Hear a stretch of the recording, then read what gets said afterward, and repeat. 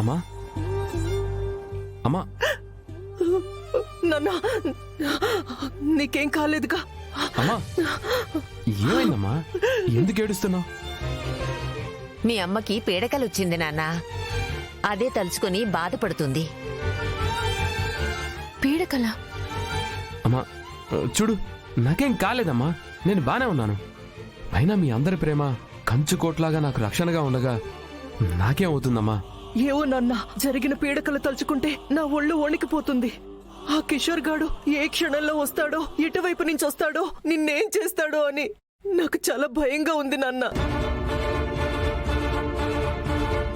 అత్తయ్య గారు, ఆ కిషోర్ గాడు చచ్చిన పాముతో సమానం. వాడు మనల్ని ఏం చేస్తాడు? చూడమ్మా, ఆడు సచ్చిన పాము కాదు, తోక తొక్కిన పాము.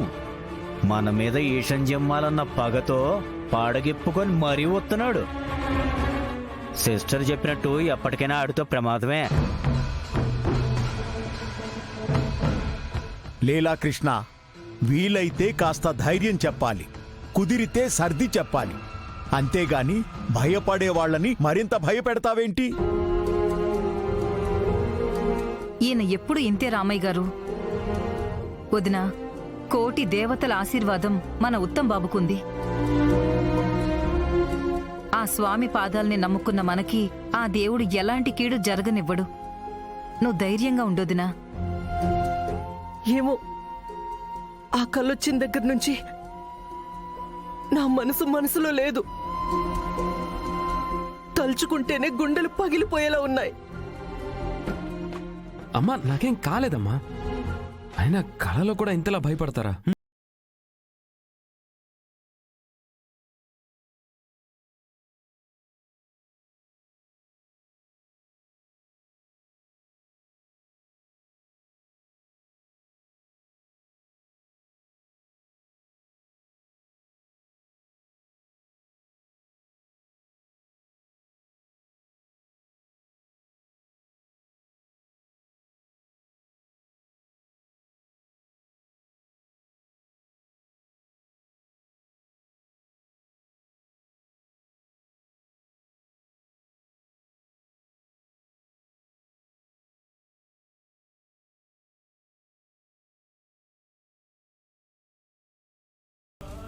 ఏమో నాకు తెలియదు నాన్న. నాకు ఆ కిషోర్ గాడు ఏమి చేయడన్న నమ్మకం కలిగేంత వరకు, వాడి వల్ల నీకు ఎలాంటి ప్రమాదం జరగదని ధైర్యం వచ్చేంత వరకు నువ్వు మాత్రం అంతే. అదెలా సాధ్యం సుహాసిని గారు? బిజినెస్లన్నీ ఉత్తమే చూసుకుంటున్నాడు. అలాంటప్పుడు అతను ఇంట్లోనే ఉంటే బిజినెస్లకి ఇబ్బంది కలగదు. ఆ బిజినెస్ లేవో మైథిలి చూసుకుంటుంది. మైథిలి కూడా ప్రమాదమే కదా. ఎందుకంటే ఆ కిషోర్ని అరెస్టు చేయించింది మైథిలీనే.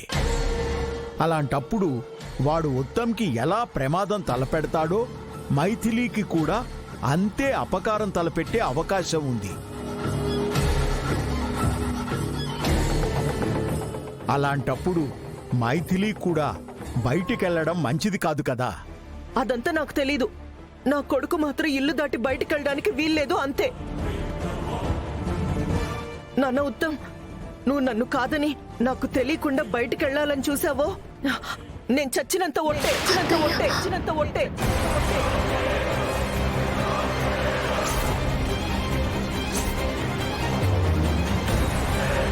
అమ్మా ఏంటమ్మా ఇది? అంతేకాదు మైథిలి, ఉత్తమ్ గడప దాటి బయటికెళ్లకుండా చూసుకునే బాధ్యత నీదే. అలాగే అత్తయ్య.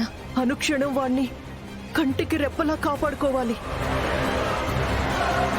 చిన్న పిల్లల్లో ఉన్నప్పుడు మేమంతా ఎంత జాగ్రత్తగా చూసుకున్నామో ఇప్పుడు మళ్ళీ అంతే జాగ్రత్తగా చూసుకోవాలి.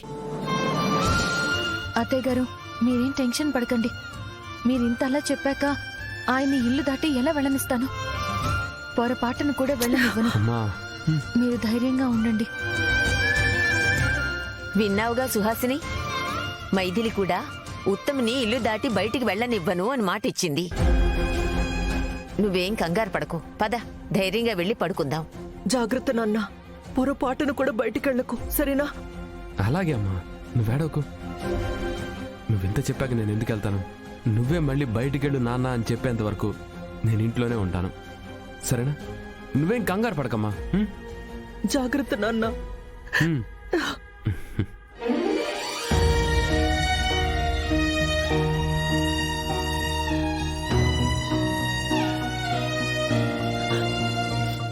ఇలా రా. అమ్మా! అమ్మా!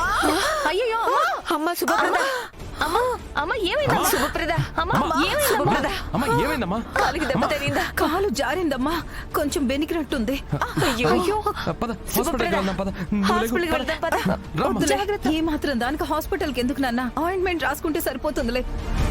అలా అంటారేంటి ఆంటీ?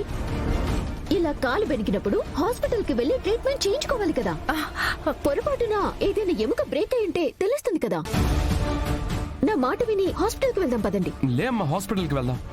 అవునమ్మా, హాస్పిటల్కి వెళ్తే డాక్టర్ గారు ఎక్స్రే తీస్తారు కదా. ఏదైనా ప్రాబ్లం ఉంటే తెలుస్తుంది, లేదంటే ఎలా తెలుస్తుందమ్మా? అవునమ్మా మైథిలి, హాస్పిటల్కి తీసుకెళ్దాం పద.